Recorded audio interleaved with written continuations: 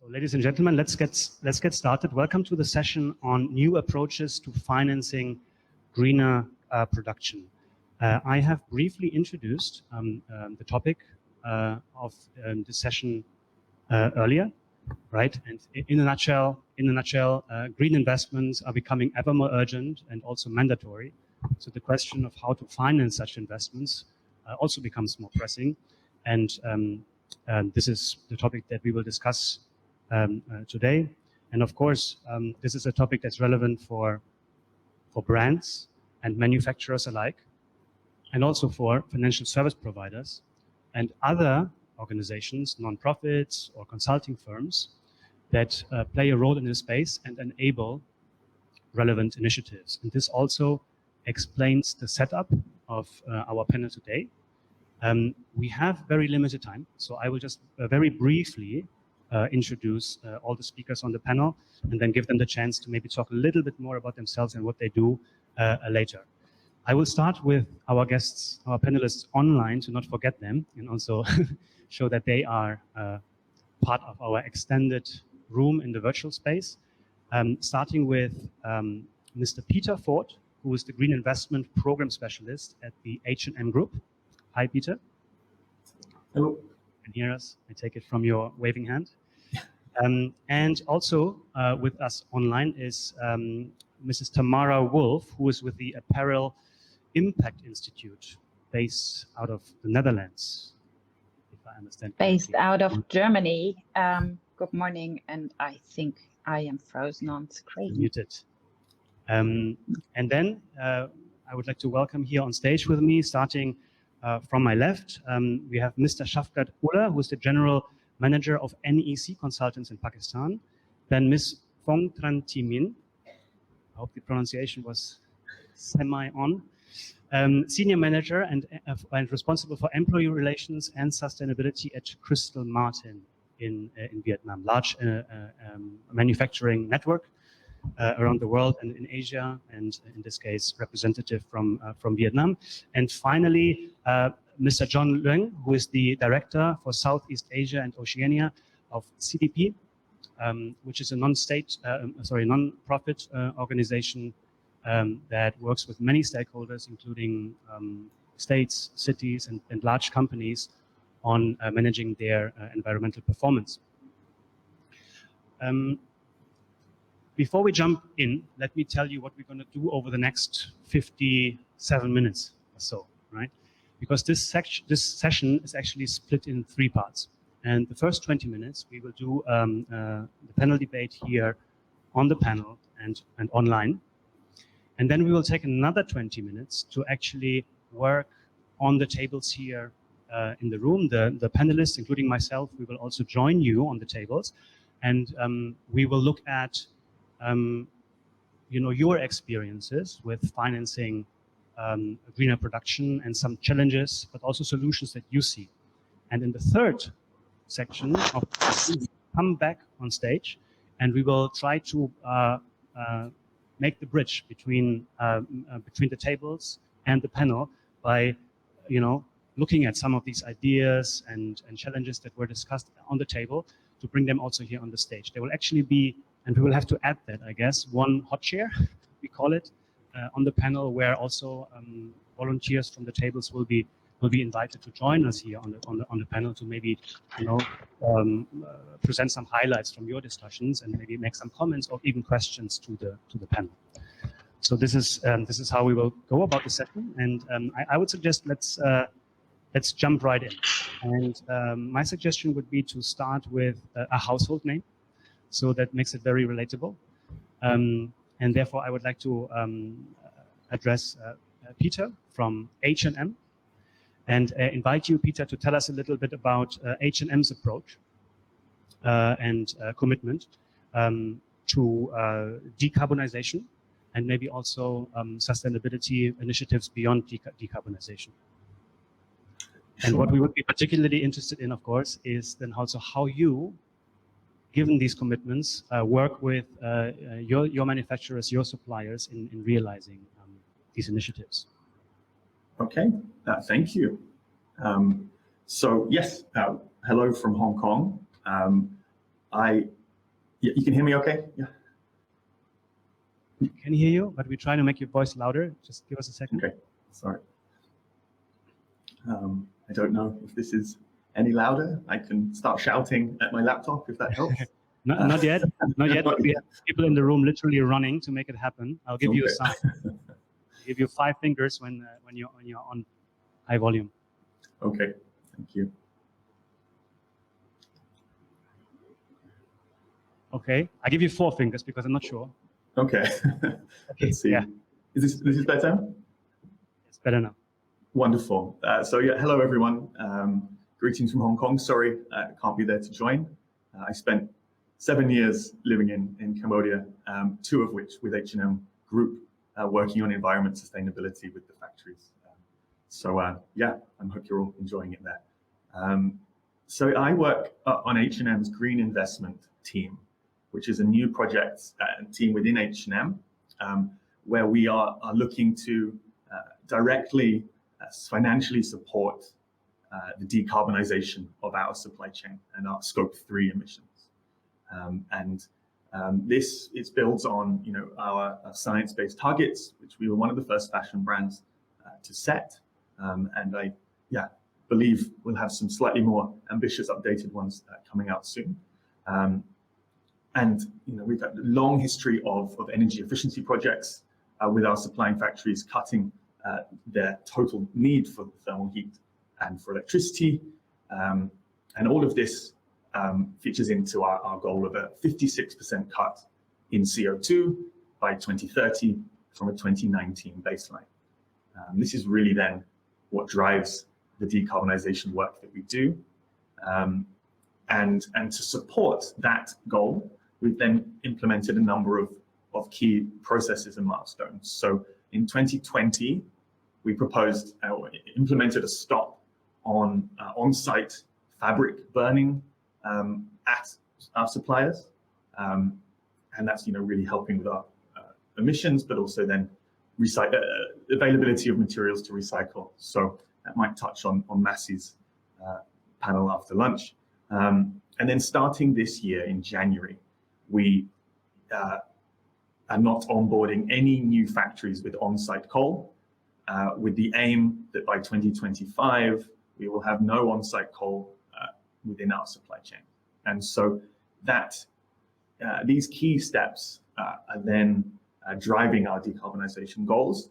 And then that is why my project exists in how we can help suppliers fund this if they are struggling to find the finances or need help in speeding up their decarbonization and coal phase out plans and strategies.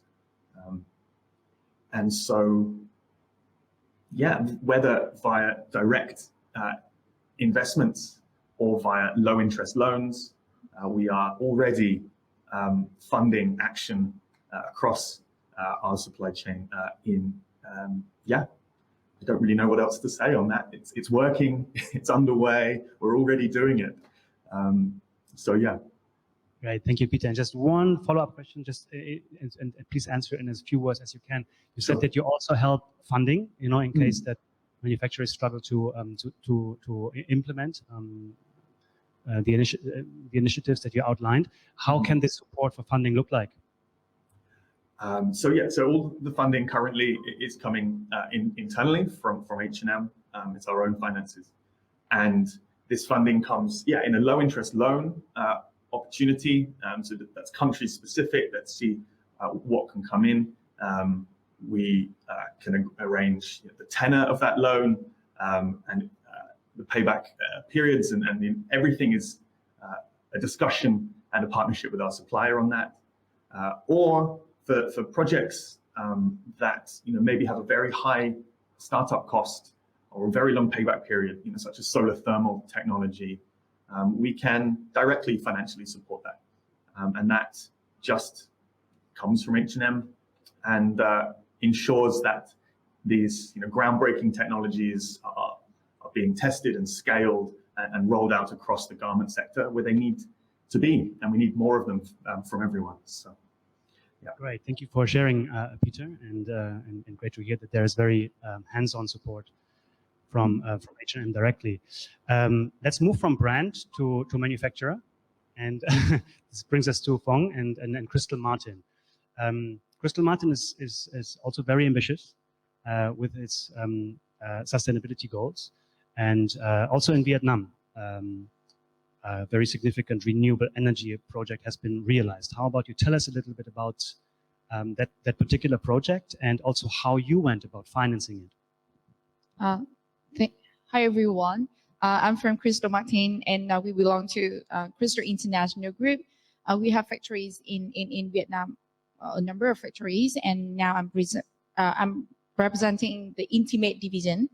Actually, now the main renewable energy project at Crystal Martin is the solar rooftop projects, and we completed installation the solar panels on the rooftop of the 2 production buildings in our factory already.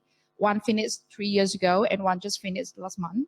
And at the full capacity, those 2 projects can support us to generate the solar power, accounting for from 12% to 15% of the total consumption of electricity at the factory.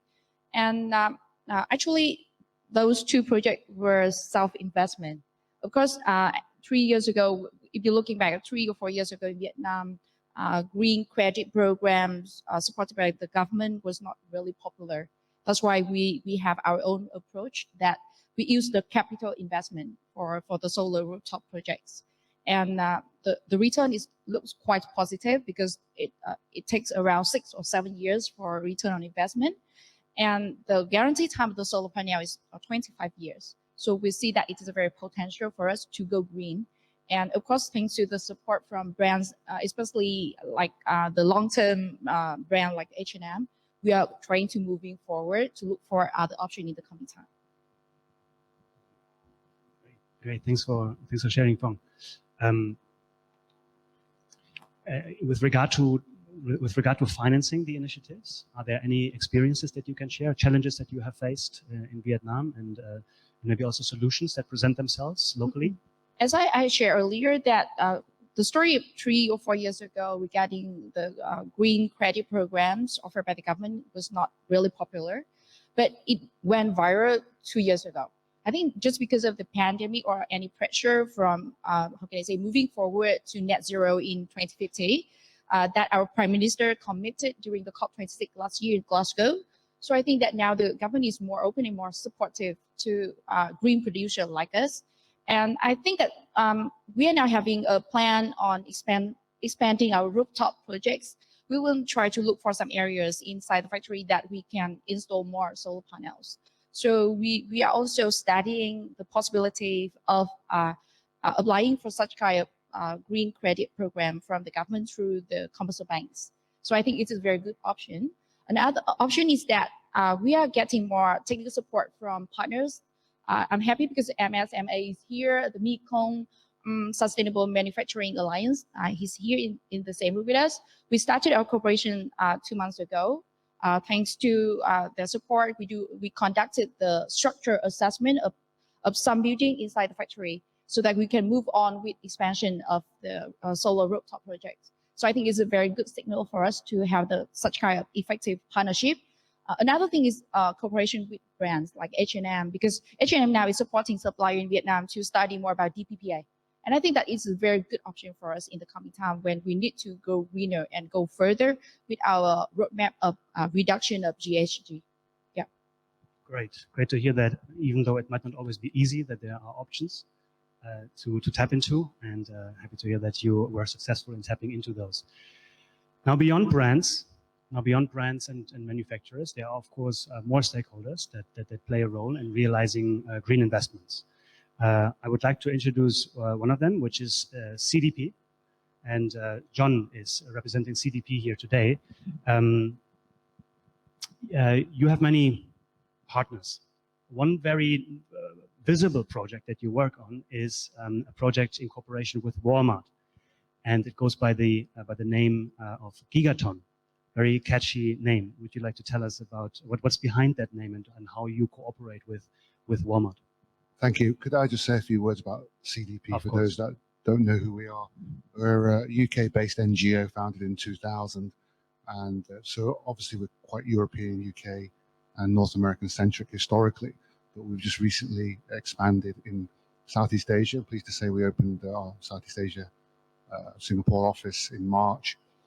We are the world's foremost environmental disclosure platform. We cover 64% of the world's market cap in terms of climate change disclosure data, and that's prime data, the likes of Bloomberg, MSCI, by our data. We are an NGO, so it's all about voluntary disclosure, but we do sell that data to investor signatories such as GIC, JP Morgan, HSBC, that want to check their portfolio, potential portfolio, to see how environmentally friendly they are. We also run this program called a supply chain program, and the likes of Walmart, as you mentioned, are part of that supply chain program. And what they do is they request politely their supply chain, tier one supply chain, to disclose to them their environmental plans. So we run that questionnaire, we collect that data, and we feed that data back to Walmart. And one of the programs that you've mentioned is Project Gigaton. So a gigaton is a billion tons, right, of emissions, and they had an objective to. They recognize that within their supply chains is where most emissions occur. They're scope 3, not scope 1 or scope 2. So their project is to reduce by a gigaton by 2030 emissions from their supply chain. And I'm pleased to say that they started that in 2017, that initiative, and what is 2022 now, and they're already 42% of the way there. So they will smash that target, which is a really, really powerful statement in terms of a big business, a big corporate, actually committing to 1.5 degree science-based target and driving an initiative to drive down scope 3. I can talk more and more about Walmart, and we can do that in the breakout session. Just very briefly, for those who are not familiar, what do you refer to with scope 3, just in a nutshell? In a nutshell, yeah. So scope 3 are those emissions that are generally from your supply chain. Okay, so if you're H&M, and Peter can jump in here, then if he's trying to measure his carbon footprint as an organization, most of that carbon footprint will be derived from how he sources his products before they're then sold in the retail outlets. So all his manufacturers, for instance, how they manufacture all his products and how they transport that products as well, right, before it gets to the shelves. Yeah. Right. And so for conversely, for a finance company, that will be how they lend their money, right, their loan book, to those companies. That would be, just to give you a bit of contrast, what scope 3 can look like. Right. And one of the things that your organization, CDP, is known for is your very own scoring system. Could you tell us a little bit what this is about? Yeah, so it's a bit controversial scoring someone's climate change plans, but it's really just about a marker.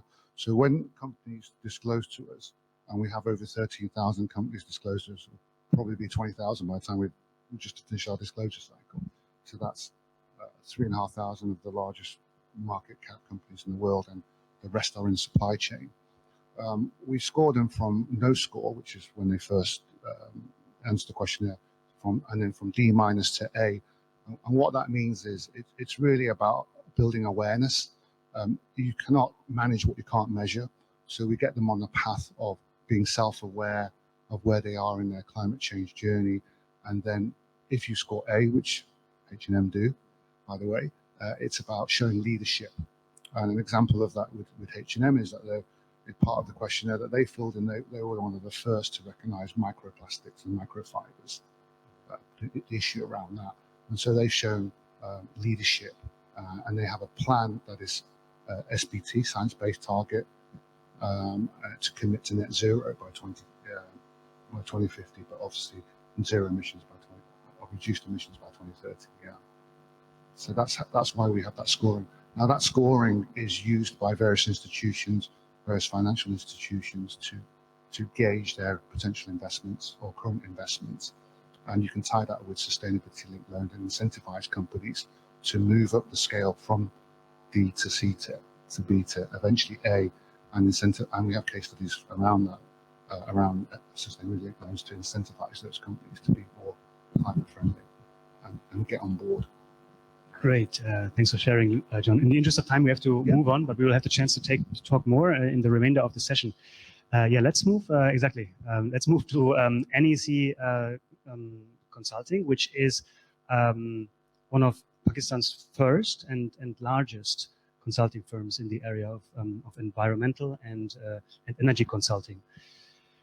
What's the situation like in Pakistan when it comes to green investments? What are challenges that, because you are dealing with clients that are and also consulting them on enhancing their energy efficiency, among other things, and this comes along with investments.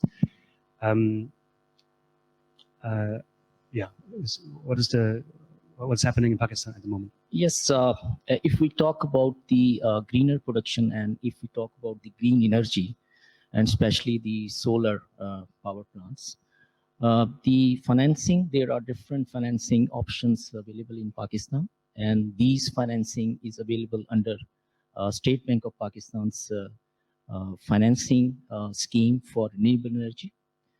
Under this scheme, the commercial banks provide concessional loans at a concessional interest rate of 6%. And these loans are for 10 to 12 years. And this amount varies from $1.9 million to $28 million for 4 kilowatt to 50 megawatt solar power plants. And under this arrangement, the clients has to pay the 30% equity, and they get the loan, and they have to repay the loan during 10 to 12 years in installments, including the interest and the principal amount. On the other way, the solar companies, they get the full amount of their solar plants from the banks, and they install that solar plant at client's facility. Another option is for the solar companies and the private investor in the solar technologies. Under this arrangement, the solar companies get the financing from the commercial banks at concessional interest rate of 6%. And this financing is about $9 million for one plant, and that plant can be up to 5 megawatt. Under this arrangement, the client, the textile industry, doesn't have to invest anything, and the solar company gets the loan, and solar company repays the loan to the bank for 10 years. The solar companies install solar plant at client's facility, and they actually design, they procure, they install, they operate, and they maintain the solar plant. They make a power purchase agreement with the client, and under this agreement, the client has to pay just for the energy that is produced and used by him at a very affordable rate. That these rates are quite far below than the market rates. So this is a win-win situation for the clients. He doesn't have to invest anything, and at the completion of the contract, the ownership of the plant is transferred to the client. And the solar company installed that plant on a boot model, the build, operate, own, and transfer. So these are the options through commercial banks, and also there are some international donors agencies, international banks, and international development finance institutions. They finance the solar companies. Solar companies identify the solar projects, identify the clients, and they fulfill all the requirements of the donors, and they install the plant at client's facility, and they make a power purchase agreement. So these are the options in Pakistan to install the solar power plants. Wow, I could think of several follow-up questions, and so can the audience, I think. But in the interest of time, we have to move on. But it's very interesting to hear that in Pakistan, you have this solution where the manufacturer's headache is passed on to to a solar company actually providing the plant, and that's of course also one possible financing arrangement. Thanks for sharing that. But I need to and want to pass on to the Aperol Impact Institute and Tamara, who joins us online. The AII has also a very catchy phrase, which is identify, fund, scale, and measure environmental impact solutions. Tamara, can you run us through that? What does the AII do? How do you work?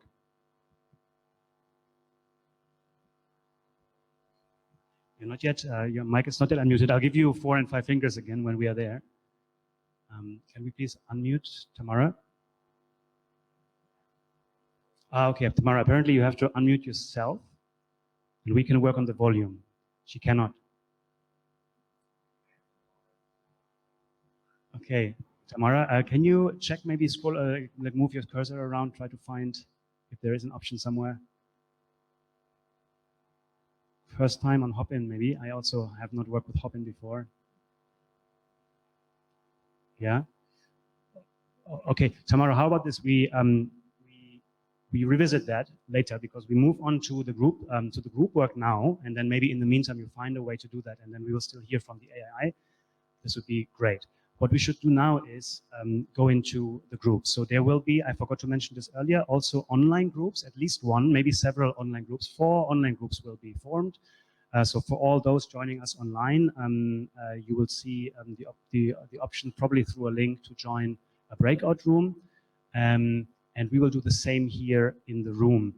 I suggest that the 4 of us and also my colleague Lisa, we spread over 5. We have 4 of us and we have 1 more with you. So we have 5 tables. So we should try to sit around 5 tables. And the guiding question will be, because we have experts here and professionals from different countries who have different takes on this topic. And we would like to hear from you also with your local perspectives.